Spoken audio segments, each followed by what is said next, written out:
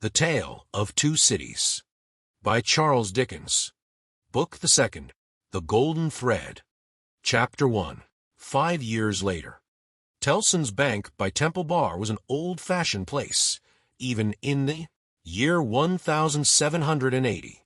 It was very small, very dark, very ugly, very incommodious. It was an old-fashioned place. Moreover, in the moral attribute that the partners in the house were proud of its smallness, proud of its darkness, proud of its ugliness, proud of its incommodiousness. They were even boastful of its eminence in those particulars, and were read by an express conviction that if it were less objectionable, it would be less respectable.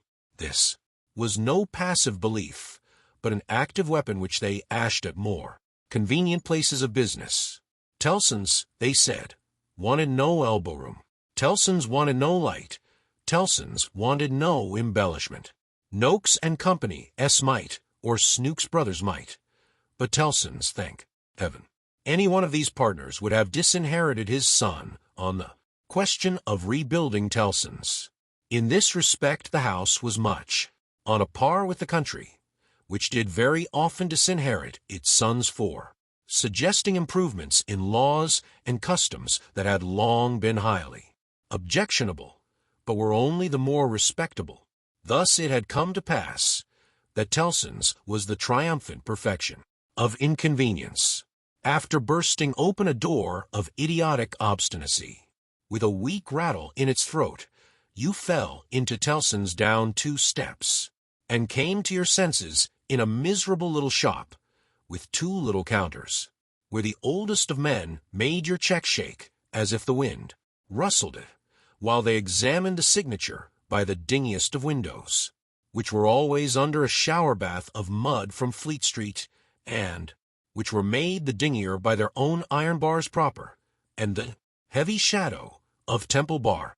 If your business necessitated your seeing the house, you were put into a species of condemned hold at the back, where you meditated on a misspent life, until the house came, with its hands in its pockets, and you could hardly blink at it in the dismal twilight.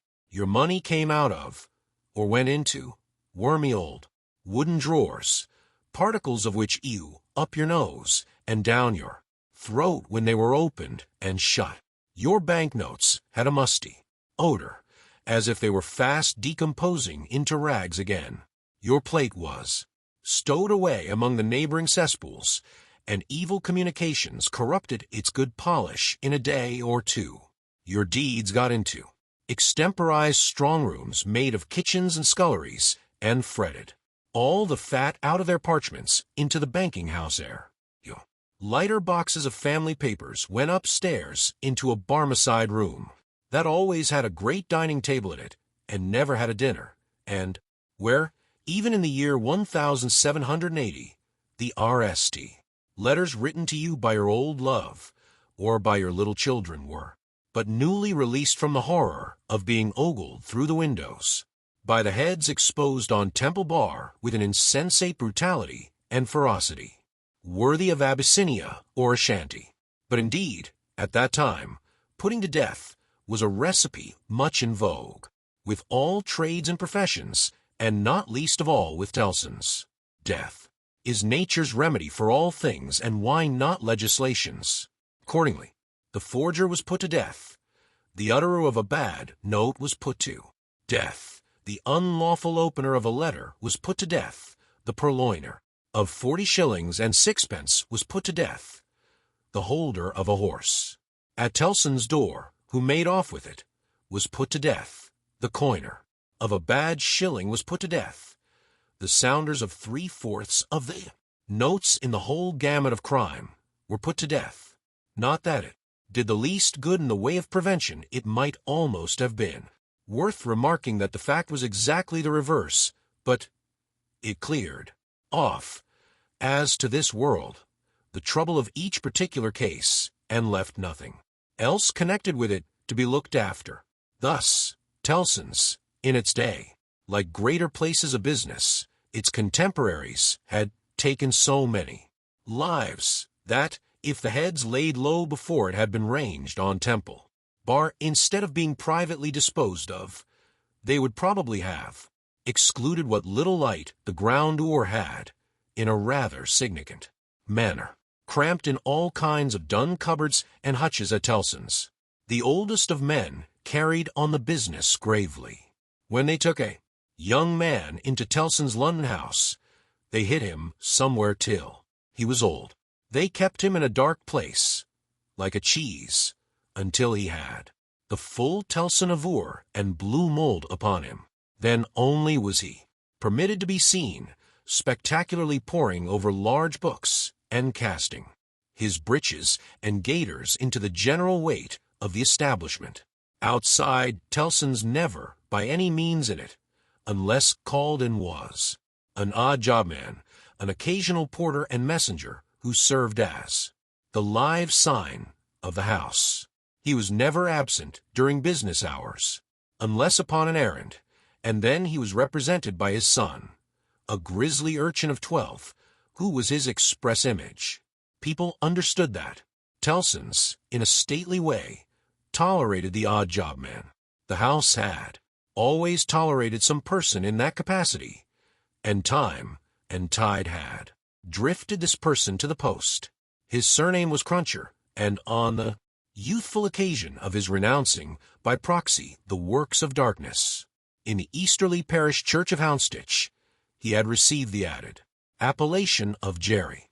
The scene was Mr. Cruncher's private lodging in Hanging Sword Alley, Whitefriars. The time 7:30 of the clock on a windy March morning, Anno Domini 1780. Mr. Cruncher himself always spoke of the year of our Lord as Anno Dominos, apparently under the impression that the Christian era dated from the invention of a popular game by a lady who had bestowed her name upon it. Mr. Cruncher's apartments were not in a savory neighborhood, and were but 2 in number, even if a closet with a single pane of glass in it might be counted as one, but they were very decently kept. Early as it was, on the windy March morning, the room in which he lay abed was already scrubbed throughout, and between the cups and saucers, arranged for breakfast, and the lumbering deal table, a very clean white cloth was spread. Mr. Cruncher reposed under a patchwork counterpane, like a harlequin at home.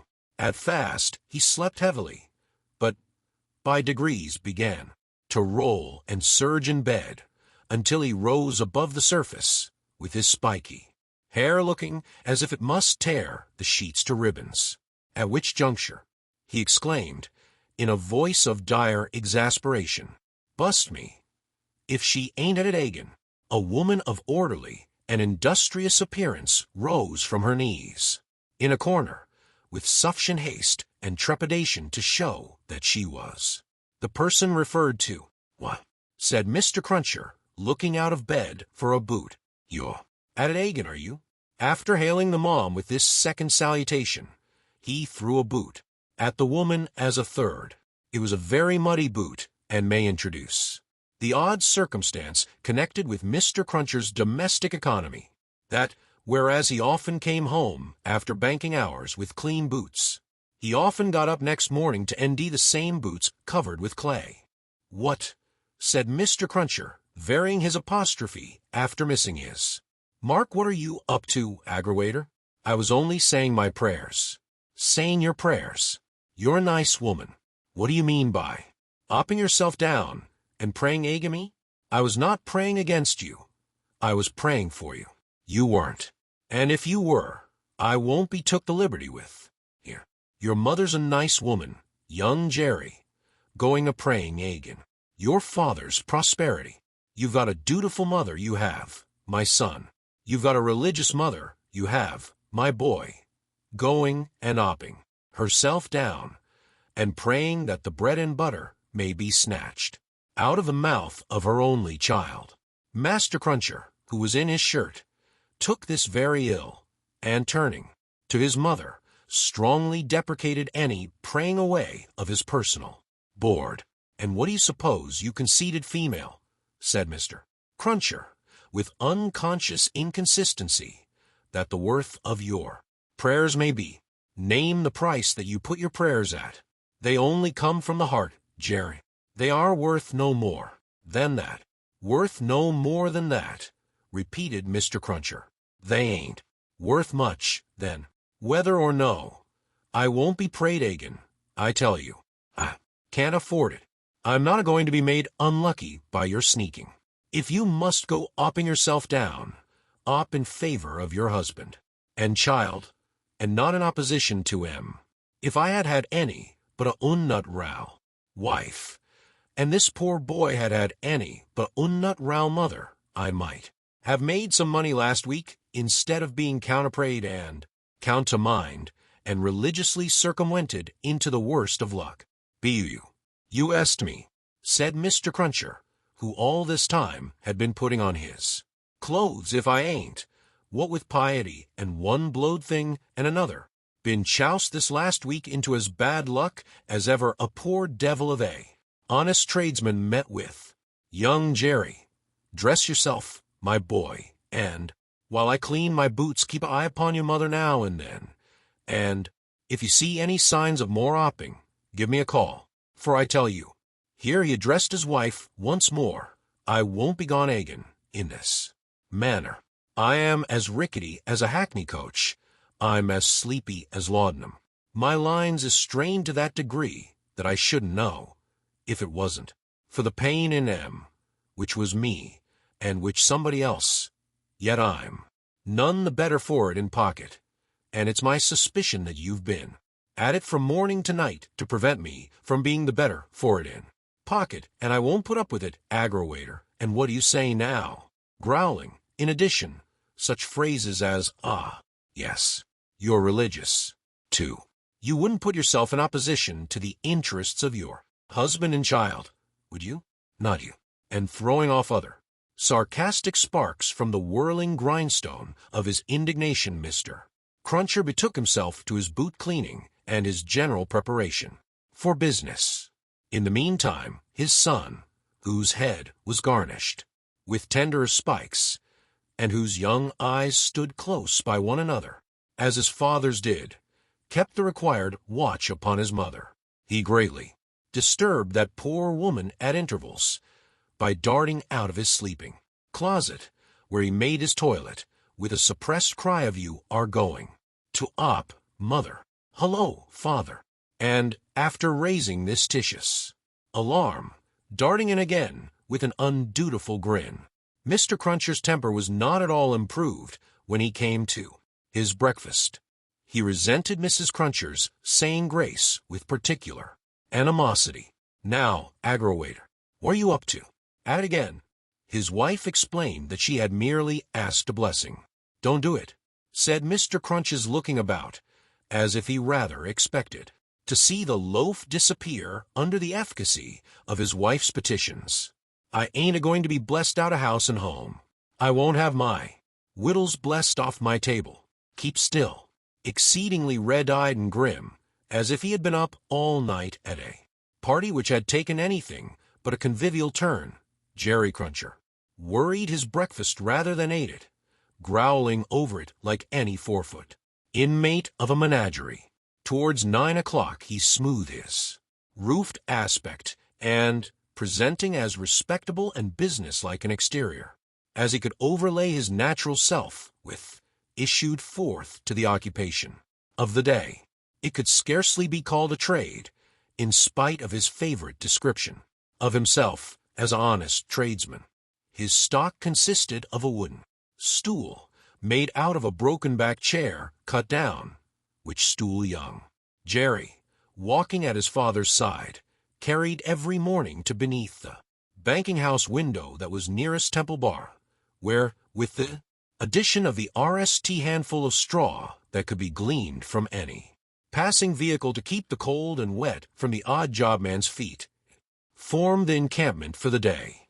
On this post of his, Mr. Cruncher was as well known to Fleet Street and the Temple as the bar itself, and was almost as in-looking, encamped at 9:15, in good time to touch his three-cornered hat to the oldest of men as they passed into Tellson's Jerry. took up his station on this windy March morning with young Jerry, standing by him when not engaged in making forays through the bar to inflict bodily and mental injuries of an acute description on passing boys who were small enough for his amiable purpose. Father and son, extremely like each other, looking silently on at the morning traffic in Fleet Street, with their two heads as near to one another as the two eyes of each bore a considerable resemblance to a pair of monkeys. The resemblance was not lessened by the accidental circumstance that the mature Jerry bit and spat out straw, while the twinkling eyes of the youthful Jerry were as restlessly watchful of him as of everything else in Fleet Street. The head of one of the regular indoor messengers attached to Tellson's establishment was put through the door, and the word was given. Porter wanted. Hooray, father! Here's an early job to begin with. Having thus given his parent Godspeed, young Jerry seated himself on the stool, entered on his reversionary interest in the straw his father had been chewing, and cogitated. Always rusty. His ingers is always rusty, muttered young Jerry. Where does my father get all that iron rust from? You don't get no iron rust here. Chapter 2. A Sight. You know the Old Bailey? Well, no doubt, said one of the oldest of clerks to Jerry the messenger. Sir, returned Jerry, in something of a dogged manner. I do know the Bailey. Just so. And you know Mr. Lorry. I know Mr. Lorry, sir, much better than I know the Bailey. Much better, said Jerry, not unlike a reluctant witness at the establishment in question. Then I, as an honest tradesman, wish to know the Bailey. Very well. Find the door where the witnesses go in, and show the doorkeeper this note for Mr. Lorry. He will then let you in. Into the court, sir? Into the court. Mr. Cruncher's eyes seemed to get a little closer to one another, and to interchange the inquiry. What do you think of this? Am I to wait in the court, sir? He asked, as the result of that conference. I am going to tell you. The doorkeeper will pass the note to Mr. Lorry, and do you make any gesture that will attract Mr. Lorry's attention, and show him where you stand. Then what you have to do is to remain there until he wants you. Is that all, sir? That's all. He wishes to have a messenger at hand. This is to tell him you are there. As the ancient clerk deliberately folded and superscribed the note, Mr. Cruncher, after surveying him in silence until he came to the blotting paper stage, remarked, I suppose they'll be trying forgeries this morning? Treason. That's quartering, said Jerry. Barbarous. It is the law, remarked the ancient clerk, turning his surprised spectacles upon him. It is the law. It's hard in the law to spile a man, I think. If's hard enough to kill him, but it's very hard to spile him, sir. Not all, retained the ancient clerk. Speak well of the law. Take care of your chest and voice, my good friend, and leave the law to take care of itself. I give you that advice. It's the damp, sir, what settles on my chest and voice, said Jerry. I leave you to judge what a damp way of earning a living mine is. Well, well, said the old clerk, we all have our various ways of gaining a livelihood. Some of us have damp ways, and some of us have dry ways. Here is the letter. Go along. Jerry took the letter, and, remarking to himself with less internal deference than he made an outward show of, you are a lean old one, too, made his bow, informed his son, in passing, of his destination, and went his way. They hanged at Tyburn. In those days, so the street outside Newgate had not obtained one infamous notoriety that has since attached to it. But the jail was a vile place, in which most kinds of debauchery and villainy were practiced, and where dire diseases were bred, that came into court with the prisoners, and sometimes rushed straight from the dock of my Lord Chief Justice himself, and pulled him off the bench. It had more than once happened that the judge in the black cap pronounced his own doom as certainly as the prisoners, and even died before him. For the rest, the Old Bailey was famous as a kind of deadly inn-yard, from which pale travelers set out continually, in carts and coaches, on a violent passage into the other world, traversing some 2.5 miles of public street and road, and shaming few good citizens, if any. So powerful is use, and so desirable to be good use in the beginning. It was famous, too, for the pillory, a wise old institution, that enacted a punishment of which no one could foresee the extent. Also, for the whipping post, another dear old institution, very humanizing, and softening to behold in action. Also, for extensive transactions in blood money, another fragment of ancestral wisdom, systematically leading to the most frightful mercenary crimes that could be committed under heaven. Altogether, the Old Bailey, at that date, was a choice illustration of the precept that whatever is right, an aphorism that would be as NAL as is lazy, did it not include the troublesome consequence that nothing that ever was wrong. Making his way through the tainted crowd, dispersed up and down this hideous scene of action, with the skill of a man accustomed to make his way quietly, the messenger found out the door he sought, and handed in his letter through a trap in it. For people then paid to see the play at the Old Bailey, just as they paid to see the play in Bedlam. Only the former entertainment was much the dearer. Therefore, all the Old Bailey doors were well guarded, except, indeed, the social doors, by which the criminals got there, and those were always left wide open. After some delay and demur, the door grudgingly turned on its hinges a very little way, and allowed Mr. Jerry Cruncher to squeeze himself into court. "What's on?" he asked, in a whisper, of the man he found himself next to. "Nothing yet." "What's coming on?" "The treason case. The quartering one, eh?" "Ah," returned the man, with a relish. "He'll be drawn on a hurdle, to be half-hanged, and then he'll be taken down and sliced before his own face, and then his inside will be taken out and burnt while he looks on, and then his head will be chopped off, and he'll be cut into quarters. That's the sentence. If he's found guilty, you mean to say?" Jerry added, by way of proviso. "Oh, they'll ND him guilty," said the other. "Don't you be afraid of that." Mr. Cruncher's attention was here diverted to the doorkeeper, whom he saw making his way to Mr. Lorry, with the note in his hand.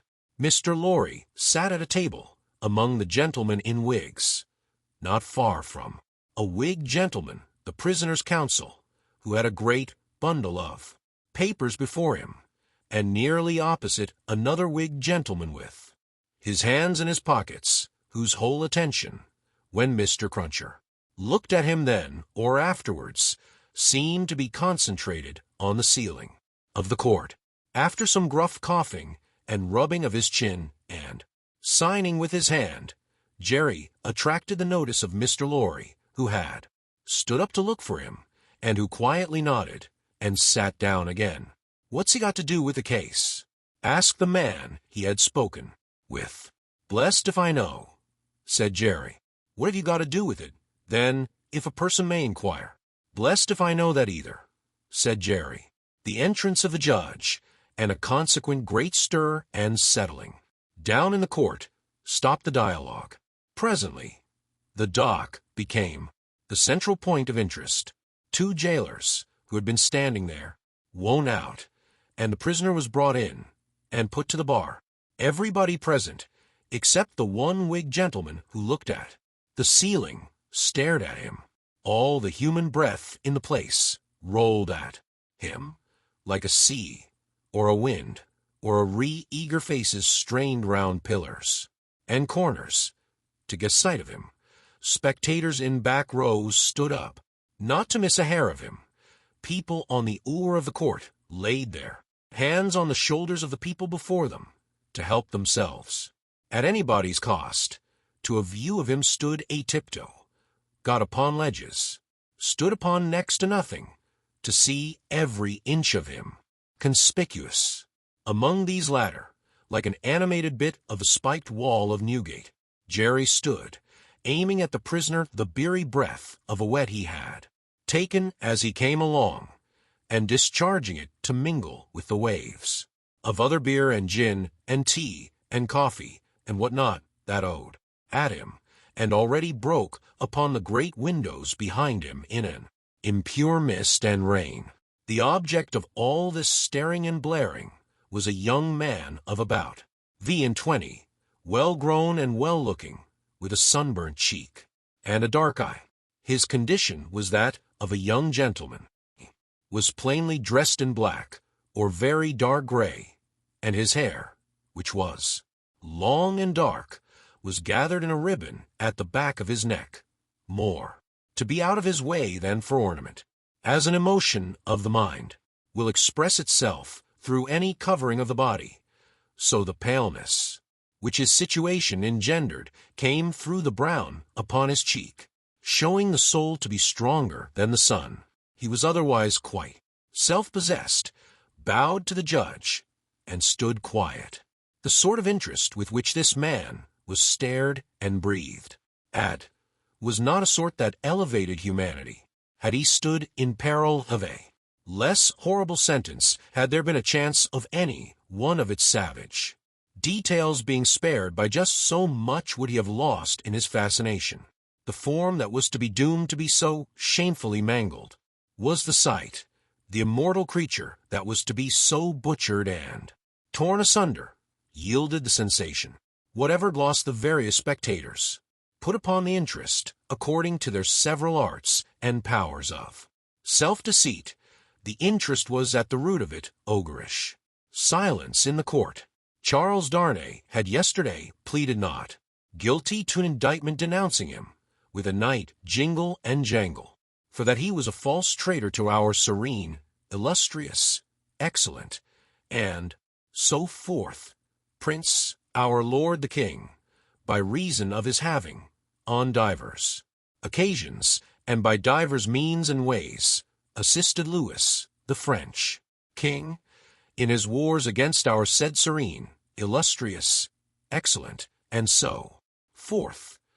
That was to say, by coming and going between the dominions of our said serene, illustrious, excellent, and so forth, and those of the said French Louis, and wickedly, falsely, traitorously, and otherwise, evil adverbiously, revealing to the said French Louis what force is our said serene, illustrious, excellent, and so forth, had in preparation to send to Canada and North America.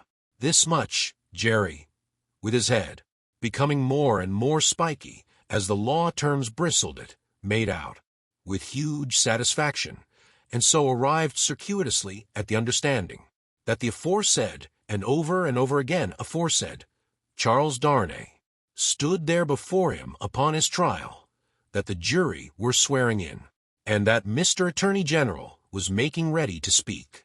The accused, who was, and who knew he was, being mentally hanged, beheaded, and quartered by everybody there, neither inched from the situation, nor assumed any theatrical air in it.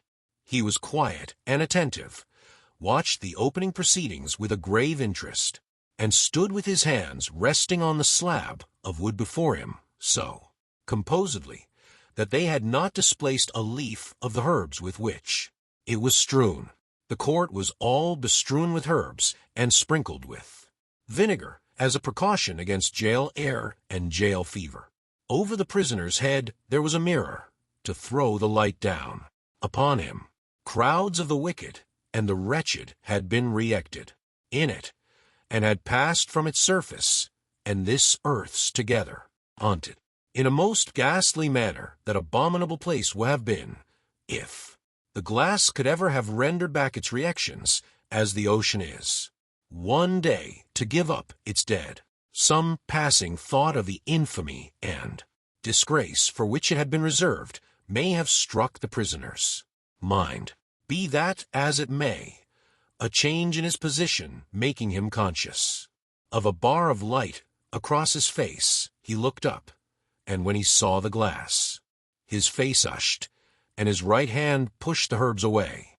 It happened that the action turned his face to that side of the court, which was on his left, about on a level with his eyes. There sat, in that corner of the judge's bench, two persons upon whom his look immediately rested, so immediately, and so much to the changing of his aspect, that all the eyes that were tamed upon him turned to them. The spectators saw in the two girls a young lady of little more than 20, and a gentleman who was evidently her father, a man of a very remarkable appearance in respect of the absolute whiteness of his hair and a certain indescribable intensity of face, not of an active kind, but pondering and self-communing. When this expression was upon him, he looked as if he were old, but when it was stirred and broken up as it was now, in a moment, on his speaking to his daughter, he became a handsome man, not past the prime of life. His daughter had one of her hands drawn through his arm, as she sat by him, and the other pressed upon it. She had drawn close to him, in her dread of the scene, and in her pity for the prisoner. Her forehead had been strikingly expressive of an engrossing terror and compassion, that saw nothing but the peril of the accused. This had been so very noticeable, so very powerfully and naturally shown, that starers who had had no pity for him were touched by her, and the whisper went about, "Who are they?" Jerry, the messenger, who had made his own observations in his own manner, and who had been sucking the rust off his Ingers in his absorption, stretched his neck to hear who they were. The crowd about him had pressed and passed the inquiry on to the nearest attendant, and from him it had been more slowly pressed and passed back. At last it got to Jerry. Witnesses. For which side? Against. Against what side? The prisoners.